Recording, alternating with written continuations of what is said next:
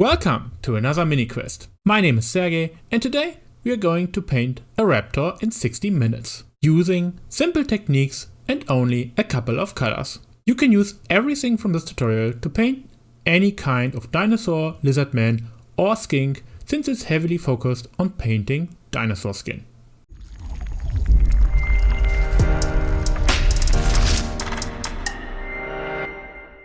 You can get these awesome models on myminifactory.com. Just search for Raygun Raptors and you'll find a whole range of dinosaurs from Threadhead Red. Imagine Seraphon with guns, perfect for 40k. For my little 3-part project I choose the Ferroraptors, which come with a variety of bodies and heads. These are all the colors we are going to use. And here you can see some printed bodies and very different poses. I think those are great sculpts and I can't wait to slap some paint on these bad boys. For our head I choose the most aggressive one. And for our tutorial I chose this body. I glued the body on a base first, then I attached the head with some super glue. Ready to eat some humans.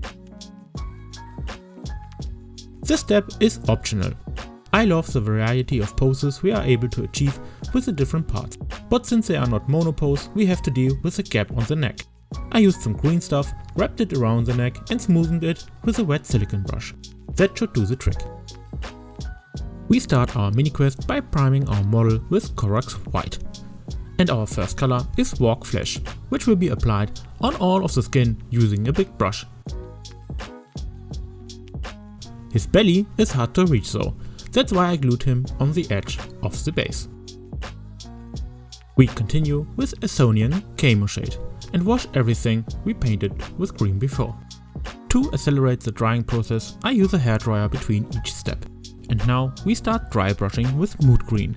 Get a cheap and soft makeup brush, dip it into the pot and then remove the majority of paint from the brush using a paper towel or some MDF wood. Then I started carefully dry brushing our dinosaur. The first strokes will tell you immediately if you got too much paint loaded or not. If everything is fine, start rotating on the whole body while supporting the model with some pressure from behind. If that's good enough for you, you can skip the next step. Now we start to paint small brush strokes of Mood Green on all the areas of the skin which are the brightest.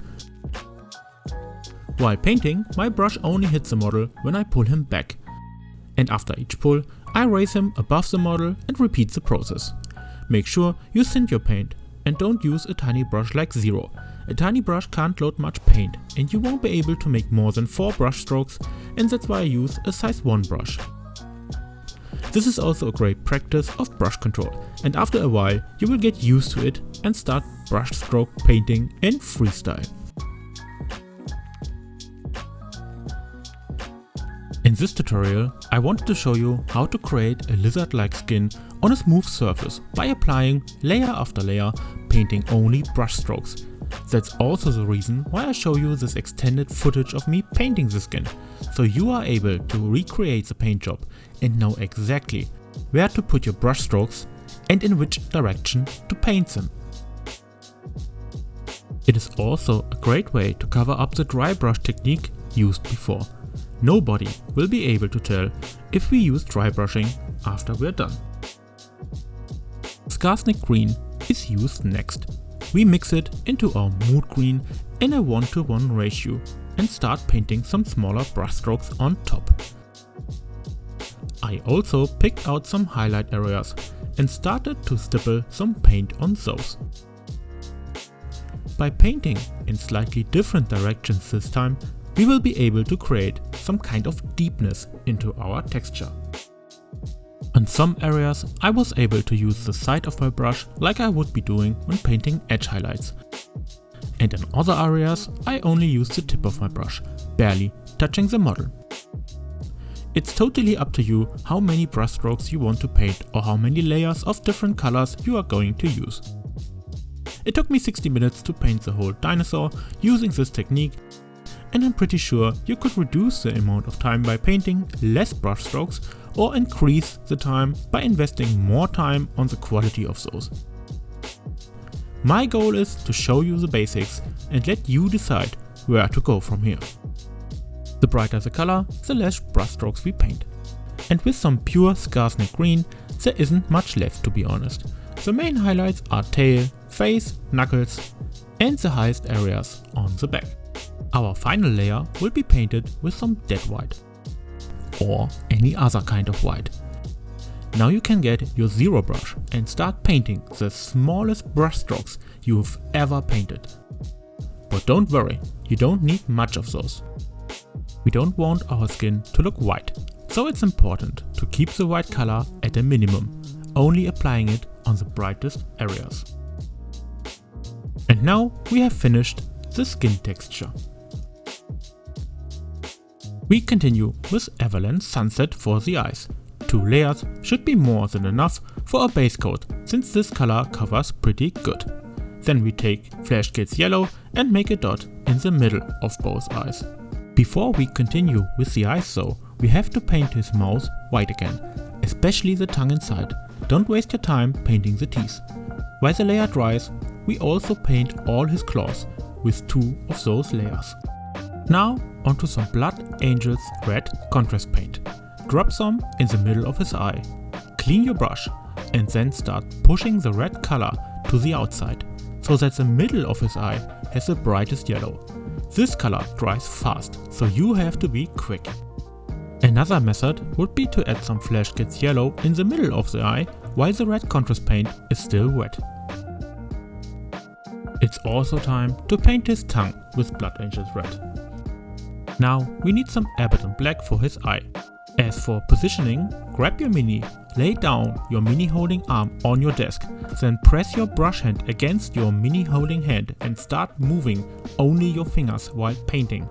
If you're shaking, try to increase the force while pressing your mini hand against the desk and the brush hand against your mini hand. Those 2 black lines should be a cake after the skin. Repeat the process and paint 2 white dots in his eyes. I tend to place 1 dot in the upper right corner and a smaller one in the lower left, both dots touching the black line. At this point you can also base coat his teeth. Congrats, you managed the most difficult parts. Now we need some Skeleton Horde contrast paint and apply it all over the white claws and teeth. And after everything has dried, we take some Ushabti bone and paint all those areas again. After 2 layers of Ushabti bone, you can add some dead white into your mix again on a 1:1 ratio and apply it on all the areas again, painting less surface of course, so the sharpest areas of his claws and teeth look the brightest. For the final layer, I used some pure dead white and applied only a little dot on the edges of his teeth. And if you fancy, you can also add some scratches on his claws. With the same technique we painted his skin before. Militarum green contrast paint will be our last paint. I applied it right out of the bottle on his back by stippling and painting tiny dots. You could also paint some raptor stripes or any other kind of shape. Just make sure you don't use too much of this color, since it tends to darken our skin down a lot. At this point, we're almost finished with our tutorial, and I wanted to say thank you for watching my video. If you're wondering why I didn't make a base for our raptor, well, he will be part of a diorama with some more of his kind. I left you 2 clues in this project to guess what the topic of the next diorama will be. Write it down in the comments if you figured it out. Now let's have a look at our finished model.